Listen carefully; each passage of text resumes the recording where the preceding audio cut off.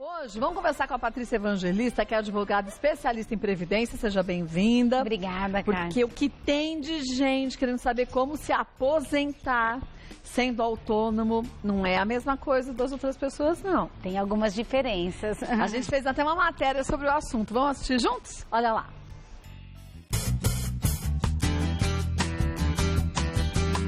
Em meio ao aumento do desemprego formal no país, tornar-se autônomo é a saída para muitos brasileiros manterem sua renda mensal. Entretanto, é muito importante que a contribuição previdenciária não seja esquecida, para que a aposentadoria esteja então garantida. Pessoas que trabalham por conta própria, empresários e trabalhadores que prestam serviços a empresas sem vínculo empregatício têm direito a requerer a inclusão previdenciária. Elas podem ser por tempo de serviço, idade ou mesmo invalidez. Para saber mais sobre a aposentadoria para autônomos, fique ligado agora no Mulheres.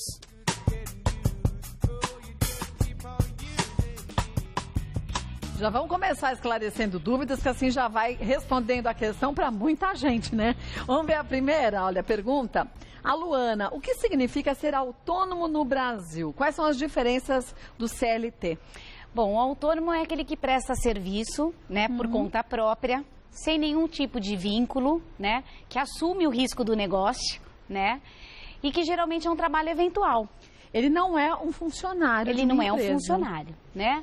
Agora, o empregado, que ele tem o direito configurado pela consolidação das leis do trabalho, ele tem que preencher alguns requisitos. Ele tem que ter pessoalidade no emprego, uma remuneração fixa, que pode ser semanal, quinzenal ou mensal. Ele é subordinado a alguém, então ele tem requisitos diferenciados. E aí, estando nessa condição, ele é CLT e, para efeitos de previdência, a responsabilidade do pagamento é da empresa, porque ela desconta do salário e repassa para a Previdência Social. O autônomo na Previdência, não. Ele que geralmente tem a responsabilidade do seu recolhimento. Quer dizer, ele tem que recolher, pagar ali direitinho, depositar para o INSS. Exatamente, ele tem que fazer o pagamento através de guia, né, que chama GPS. E, gente, pagar a guia todo mês. Porque tem gente que paga uma vez, um mês sim, mês não, mês sim. O ideal é que seja sempre, né, contínua as contribuições, né? Até porque para essa pessoa não perder a qualidade de segurado, caso fique doente, deixou de contribuir muito tempo, perde o direito ao benefício, né? Então, que a gente sempre aconselha que as contribuições sejam sempre contínuas. Agora, essas contribuições são baseadas em quê? Em quais valores? Então, vamos lá. Com relação naquilo que eu ofiro de renda. Por exemplo, se eu sou uma autônoma que presta o serviço para pessoas físicas, é declaratório, Kátia. Então, sou eu que declaro para o INSS o valor que eu tive de remuneração mensal. Então, eu é que declaro. Ganhei 2 mil, ganhei 4 mil. Ganhei 5 mil. De preferência, que você declare para o INSS o valor que efetivamente você declara no seu imposto de renda. Ah, sim, é verdade. Né? Esse é o ideal. É claro, limitado até o teto da Previdência Social. Porque qual é o teto? R$ 5.189, né? 5.189 é o 82 centavos. É o máximo que eu posso ganhar? É o máximo que você pode receber da Previdência Social. Hoje, né? Hoje. Porque isso aumenta todo ano, né? Ou então, daqui a um tempo pode ser que aconteça alguma alteração e o valor se modifique para cima ou para baixo. Exato. Né? Geralmente, os aumentos são sempre para cima, mas, né? Pelo menos isso, né? Mas existem algumas leis que aparecem que acabam restringindo alguns direitos, grupos, né? Limitando valores de benefício, é isso mesmo, infelizmente. Então, beijo para você, viu, Luana? Vamos ver mais uma. Gerson, gostaria de saber qual é o percentual que o autônomo tem que pagar e qual é o código de pagamento. Muito interessante, porque o autônomo é considerado contribuinte em dobro para a Previdência Social. Então, ele sempre paga 20%, ele paga pelo regime geral de Previdência Social 20%, Kátia, porque ele paga a parte dele e a que seria do empregador. Sim, Então, só para deixar essa dica importante, o valor mínimo que você pode recolher é sobre R$ 880. Então, 20% disso dá R$ 176. E se for recolher sobre o teto da Previdência, que é R$ 5.189,82, aí é R$ R$37. Mas uma vez que a gente começa a fazer esses pagamentos para o INSS, eu tenho que contar do dia que eu comecei a fazer os pagamentos, quanto tempo para eu conseguir me aposentar? Então, para aposentadoria por idade, por exemplo, tem que ter o implemento da idade, que é 65 anos para o homem, 60 anos para a mulher, e no mínimo 15 anos de recolhimento, que é a carência, que é o número mínimo de remunerações que você tem que pagar para a Previdência. Agora, vamos dizer que eu trabalhei por uns anos como CLT. Depois resolvi ser autônoma. Posso juntar as duas coisas? Pode, Posso. não tem problema nenhum. Eu Aliás, continuei pagando, né? Muito importante. Aliás, eu quero dar uma dica, se você me permitir. Claro, lógico. O que acontece hoje? Antigamente, você tinha que fazer uma inscrição. Você tinha o seu número de PIS, que é o que mostrava que você era empregada numa empresa. Sim. E aí depois você tinha que fazer uma inscrição como autônoma na Previdência Social. Hoje a Previdência está totalmente informatizada, ela permite que se você quiser fazer o recolhimento como autônomo, você pode utilizar inclusive o número do seu PIS. Então você não precisa fazer uma inscrição. Tudo uma caixa só, vamos dizer Exatamente, assim, né? como vai para um lugar só o pagamento, você pode utilizar o próprio número do seu PIS, a única coisa é que você tem que identificar o seu pagamento como autônoma, utilizando o código de pagamento de autônomo. Ah, que bom. Vamos ver mais uma? Maurício, quais os tipos de aposentadoria que o autônomo tem direito? Na verdade, o autônomo tem direito aos mesmos tipos de aposentadoria que todo demais segurado da Previdência Social. A única coisa é que tem algumas nuances diferentes para o autônomo. Por exemplo, o autônomo que fica doente, ele tem um pouco mais de dificuldade de comprovar a sua incapacidade para o trabalho. Por quê? Porque quando uma pessoa é empregada, vamos supor que eu trabalho como fazendo serviços gerais numa empresa, na parte de produção. Então, se eu fico incapaz para o trabalho, é fácil de eles terem uma noção da incapacidade habitual daquela pessoa. Enquanto o autônomo, ele pode exercer vários tipos de atividade numa única condição de autônomo. Então, fica um pouquinho mais difícil para auferir a incapacidade. Tá. Mas tem os mesmos direitos que as demais pessoas. Tem direito à aposentadoria por idade, se implementa a idade e o tempo mínimo exigido, tem direito à aposentadoria por tempo de contribuição, tem direito à aposentadoria por invalidez, tem direito à aposentadoria especial, enfim, tem direito a todos os benefícios que são estendidos a todos os segurados. E os valores do benefício também são iguais a todos, não tem diferença por ser autônomo, né, pagar um valor de benefício menor, não. Tudo vai ser conforme a sua contribuição e a média do que você realmente contribuir para auferir o valor da renda mensal do benefício. Agora, sei que assim como eu, deve ter muita gente em casa fazendo os cálculos, ou pelo menos tem tanto.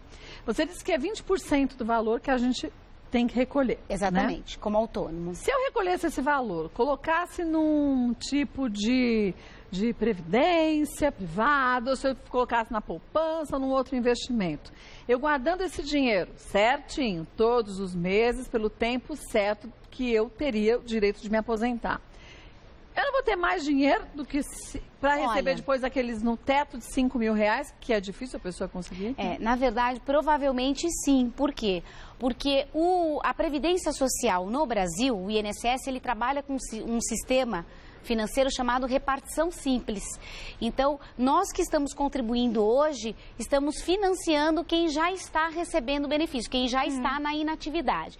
Então, o valor que eles recolhem, né, que eles recebem de dinheiro, eles não capitalizam esse dinheiro, enquanto que na previdência privada, esse valor ele é capitalizado. Então, o montante dele acaba ficando muito maior na previdência privada do que na previdência social. Quer dizer, seria uma vantagem maior que a gente depositasse esse mesmo valor numa previdência privada. Exatamente. Mas é que assim, na condição de autônomo, é que a Previdência tem dificuldade de fiscalizar.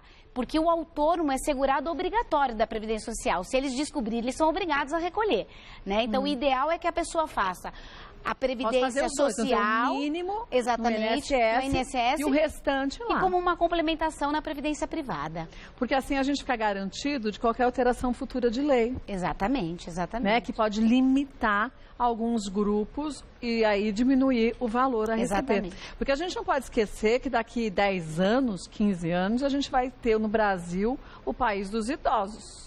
E um outro tipo de previdência, provavelmente. Outros direitos que vão ser restringidos, né? Porque a gente hoje, caminha para isso mesmo. Se hoje a situação já está difícil para pagar os aposentados, imagina daqui 15 anos que o país vai ser a maior parte de idosos. Verdade. Tudo pode piorar. Kátia, posso só fazer desculpa, só para complementar uma das perguntas que você fez, que eu queria explicar. Existe também um autônomo que presta serviço para uma tomadora de serviço. Aí a responsabilidade de recolhimento não é dele, é da própria tomadora. Ela é obrigada a fazer o desconto, quando ela vai efetuar o pagamento daquele prestador de serviço, ela desconta 11%. E repassa para a Previdência Social. Então, a responsabilidade de recolhimento é dela. Inclusive, se é um autônomo que presta serviço para várias pessoas jurídicas, ele tem que se ater se ele já estiver contribuindo sobre o teto, ele fica isento nas outras empresas que ele trabalha. É bom saber disso, porque muitas vezes eles acabam descontando e não tem conhecimento. Quer dizer, e aí você paga mais do que precisava. Exatamente, né? Porque como o valor do benefício não pode ser superior ao teto, você também não deve contribuir por valor que seja superior ao teto, né? Mas porque você vai estar dando um dinheiro que não vai ter volta para você. Exatamente. Na prática é isso. Vamos ver mais uma? Paula, como é feita a contribuição do autônomo para que ele tenha direito aos benefícios previdenciários? Bom, ele primeiro tem que fazer o recolhimento, que pode ser feito através da GPS ou até pagamento direto na conta bancária, que já sai a comprovação. Ou a pessoa compra o carnezinho nas papelarias, aquele carnezinho laranja, vai colocar os seus dados pessoais, o código de recolhimento, que é 1007, do autônomo, vai colocar o identificador, que pode ser o NIT, que é o número de inscrição do trabalhador, ou o PIS, vai colocar o valor, né, e a data de vencimento. O vencimento, Kátia, é sempre até o 15º dia útil, tá? Se por acaso o 15º dia útil não for dia útil, você pode estender para o próximo dia útil subsequente, né? Tá bom? Fechado. Vamos ver mais uma? Luciano, é difícil para o autônomo conseguir aposentadoria especial ou uma aposentadoria por tempo de contribuição com períodos especiais? É um pouco mais difícil. Inclusive, teve uma decisão da TNU, que é a Turma de Uniformização Nacional da Justiça Federal, que ela acabou dando a discussão do direito à aposentadoria especial aos autônomos. Por quê, cara? Porque, por exemplo, vamos supor uma pessoa que seja dentista. Tá? Ela trabalha ali em contato com doenças infecto-contagiosas, o contato com a saliva, com o sangue. Ela pode se infectar e é um trabalho especial porque está exposta a agentes nocivos biológicos. Ela corre risco dentro da profissão. Ela corre risco da profissão. Né? Então, é um trabalho insalubre e é um trabalho especial. Muito bem. O problema é que ela tem que fazer a comprovação da atividade especial. E a comprovação se faz através de um documento técnico chamado PPP, Perfil Profissiográfico Previdenciário, que geralmente é embasado num laudo técnico pericial. Agora, quando o cara é empregado... já é de risco? Então, mas quando a pessoa é empregada, é a própria empresa que fornece esse documento para ela. Agora, quando a pessoa é autônoma, ela vai ter que mandar alguém fabricar esse documento, ou seja... Vai ter que contratar um serviço. Vai ter que contratar uma consultoria que tenha um médico do trabalho ou engenheiro de segurança do trabalho que retrate as condições de trabalho, mas ela vai ter que comprovar a exposição, porque a lei fala que a exposição tem que ser habitual, permanente, não ocasional nem intermitente e que tem que ter demonstrado que é prejudicial à saúde e à sua integridade física. Então, mas tem profissões que você não precisa nem comprovar, que antigamente, é óbvio. Hoje então, não mas mais. Faz sentido isso? Até 1996 ou 97, só pela simples categoria profissional você já conseguia a configuração. E por que eles mudaram? De lá para cá, porque eles exigem que além da atividade você tem que comprovar a exposição aos agentes nocivos. Mas baseado em que essa profissão continua sendo a mesma e a pessoa tem risco, né? Pois é. É para dificultar, né? É para dificultar, restringindo direitos a cada dia que passa. Então, mas respondendo a pergunta, tem direito sim, tem. Com um pouco mais de dificuldade do que os demais trabalhadores comuns. Vamos ver mais uma? Cássio, o microempreendedor individual também pode contribuir como autônomo? Vamos lá. O microempreendedor individual, para efeitos de previdência social, é aquela empresa que ela ofere durante o ano 60 mil, nada superior a 60 mil reais. Né? Em função disso, eles fizeram um incentivo para que essa pessoa ela tenha isenção de vários tributos federais. E aí o que ela contribui é de 45 a 50 reais, uma taxa única, que é só para efeitos de INSS. Só que aí o que acontece? Ela paga sobre esse mínimo, mas também só tem direito a benefícios sobre o valor do salário mínimo. Caso ela queira fazer uma atividade de autônomo concomitante à de empresário, que engloba o contribuinte individual, ela pode. Só que não pode ser a mesma função que ela exerce na empresa. Não pode ter a mesma finalidade da empresa. Tem que ser uma finalidade diferente. Diferenciada, exatamente. Tá? Complexo também, né? Também. Vamos ver mais. Vamos ver, a próxima da Tina. Tem uma idade específica para que a pessoa possa começar a contribuir como autônomo? Na verdade, para efeitos de previdência social, a pessoa pode começar a contribuir a partir dos 16 anos que está previsto constitucionalmente falando. É que para você comprovar uma atividade de autônomo antes dos 16 anos ou depois dos 16 é um pouco mais difícil. Porque a pessoa geralmente tem que ter uma profissão, né? Ela tem que ter uma atividade, ou ela fez ela se profissionalizou no Senai, no Senac, enfim, ela tem uma inscrição perante a prefeitura, geralmente se dá a partir dos 18 anos. Antes disso é difícil, né? Antes disso é difícil para comprovar a atividade, mas pode a partir dos 16 anos. Tá. A última, vamos ver? Denis, pagando como autônomo, se eu atrasar o pagamento, o que acontece? Vamos lá, o que acontece é que você pode efetuar o pagamento, mas vai ter que pagar com juros e correção monetária, tá? Agora, uma coisa muito importante, Kádia, que é uma dúvida muito frequente, as pessoas às vezes são ludibriadas. Às vezes a pessoa trabalhou 10 anos, aí ela vai lá e fala, eu quero lá acertar meus 10 anos que eu trabalhei como autônoma. A Previdência não funciona assim. Você primeiro tem que comprovar a sua atividade para depois ter o direito de recolher.